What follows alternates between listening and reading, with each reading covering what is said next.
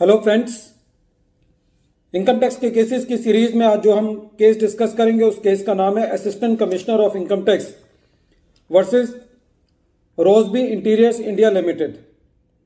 ये case 100 ITR tribunal short notes 4 पे report हुआ। मैटर अहमदाबाद की डी बेंच ने डिसाइड किया और इस केस का जजमेंट 4 नवंबर 2022 को आया।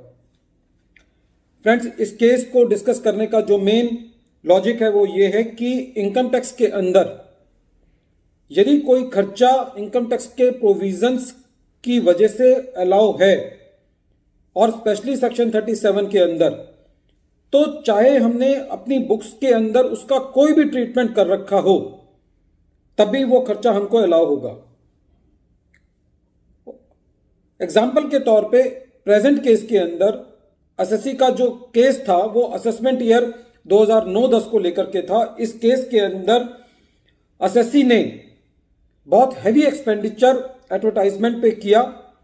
ये जो खर्चे का वॉल्यूम था ये 22 करोड़ के करीब था और एसएससी ने ये सारे का सारा खर्चा कैपिटल वर्क इन प्रोग्रेस के अंदर डाल करके ब्रांड बिल्डिंग के नाम से इसको कैपिटलाइज कर दिया। बाद में एसएससी को ये महसूस हुआ कि ये खर्चा मैंने बैलेंस शीट में कैपिटलाइज तो कर दिया, लेकिन ये खर्चा रेवेन्यू नेचर का है और ये खर्चा मुझे अपनी कंप्यूटेशन ऑफ इनकम में इसको क्लेम करना चाहिए था। कॉन्सिक्वेंटली एसएससी ने अपनी इनकम टैक्स की रिटर्न रिवाइज करी और इस खर्चे को, जो कि एडवर्टाइजमेंट का खर्चा था, उसको अपनी रिवाइज रिटर्न के अंदर सेक्शन 37 के अंदर क्लेम किया। जब इसकी असेसमेंट चल रही थी तो असेसिंग ऑफिसर ने जब ये एक्सपेंस देखा तो उन्होंने इसको डिसअलाउ कर दिया। असेसिंग ऑफिसर साहब का डिसअलाउ करने का मेन 2 कारण थे। पहला कारण यह था कि असेसिंग ऑफिसर साहब का यह कहना था कि एसएससी ने खुद ये एक्सपेंडिचर अपनी बैलेंस शीट के अंदर कैपिटलाइज किया है और इसको प्रॉफिट एंड लॉस के अंदर क्लेम नहीं किया है। सेकंड, असेसिंग ऑफिसर का यह कहना था कि जितनी एसएससी की टर्नओवर है उस टर्नओवर का 4 गुना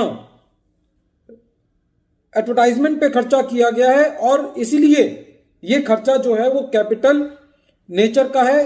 ये सेक्शन 37 के अंदर इसको नहीं लिया जा सकता।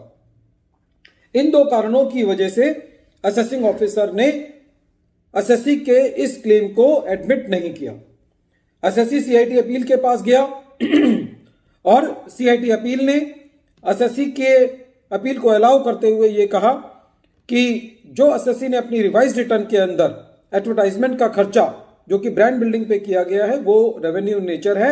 यदि एसएससी ने अपने वो खर्चा प्रॉफिट एंड लॉस अकाउंट के अंदर नहीं भी दिखाया है और यदि उसको कैपिटलाइज कर दिया है, लेकिन यदि उसका नेचर सेक्शन 37 के दायरे में आता है तो वो खर्चा एसएससी को मिलना चाहिए। डिपार्टमेंट जो है वो सीआईटी अपील के ऑर्डर के अगेंस्ट आईटीएटी में गया और आईटीएटी ने भी सीआईटी अपील के ऑर्डर को अपील रखा और एसएससी के क्लेम को और अपील को एडमिट कर लिया। आईटीएटी का यह कहना था कि जब असेसिंग ऑफिसर अपना ऑर्डर लिख रहे थे तो उन्होंने कहीं पे भी इन खर्चों की जेन्युइननेस को चैलेंज नहीं किया, इन खर्चों को इस चीज को चैलेंज नहीं किया कि ये खर्चे जो हैं वो होली एंड एक्सक्लूसिवली बिजनेस के लिए नहीं किए गए। दूसरा, आईटीएटी का कहना यह था कि जो ये एडवर्टाइजमेंट का खर्चा है ये रेवेन्यू नेचर का है और कहीं पे भी इनकम टैक्स एक्ट के अंदर डेफर्ड रेवेन्यू एडवर्टाइजमेंट एक्सपेंडिचर का कंसेप्ट नहीं है। कहने का मतलब यह हुआ कि यदि एक बार कोई खर्चा रेवेन्यू नेचर का हो जाता है तो वो उसी साल के अंदर उसको राइट ऑफ किया जाएगा और इनकम टैक्स एक्ट के अंदर डेफर्ड रेवेन्यू एक्सपेंडिचर का कोई कंसेप्ट नहीं है कि हम रेवेन्यू एक्सपेंडिचर यदि बड़े फिगर का है, बड़े अमाउंट का है तो एसएससी को उसको पार्ट्स में क्लेम करना है। ऐसा कुछ भी इनकम टैक्स एक्ट के अंदर नहीं है। फ्रेंड्स, इस केस से 2 चीजें सामने निकल के आती हैं कि सबसे पहली बात तो यह कि किसी खर्चे को रेवेन्यू एक्सपेंडिचर क्लेम करने के लिए उसका क्वांटम जो है वो मैटर नहीं करता।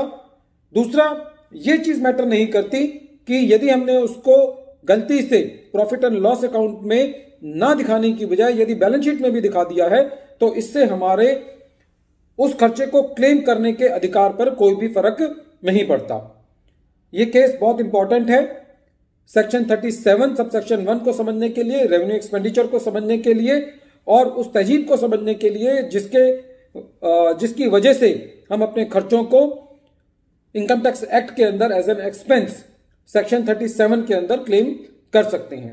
वीडियो के अंत में एक बार फिर मैं केस का नाम रिपीट कर रहा हूं। केस का नाम है assistant commissioner of income tax versus Rosebay interior India limited.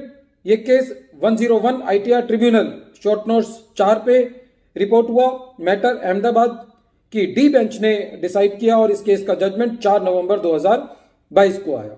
Thank you friends.